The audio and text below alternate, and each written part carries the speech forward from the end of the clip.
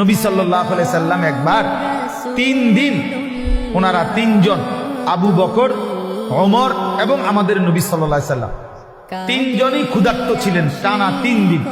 3 দিন পরে এক সাহাবী আনসারী মদিনার এক সাহাবীর খেজুরের বাগানে গিয়ে 2-4টা খেজুর খাইছেন আর একটু পানি পান করছেন তিনজন।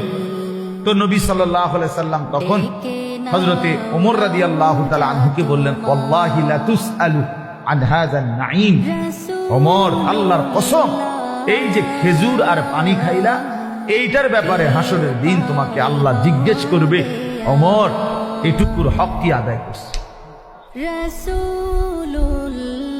আজকের এই 3 দিন ক্ষুধার্ত থাকার পরের এই এক ঢোক পানি আর এই 2টা খেজুরের হিসাব দিতে হবে। কিতাবে আছে হযরত ওমর রাদিয়াল্লাহু তাআলা অবাক হয়ে গেছেন, ইয়া রাসূলুল্লাহ, কি বল? ক্ষুধার্ত অবস্থায় 3 দিন পরে 2টা খেজুর খাইলাম আর একটু পানি পান করলাম, এটারও হিসাব দিতে হবে? আল্লাহর নবী বলেন, ওয়াল্লাহি লা তুসআল, আল্লাহর কসম হিসাব লা তুসআল, জিজ্ঞেস করা।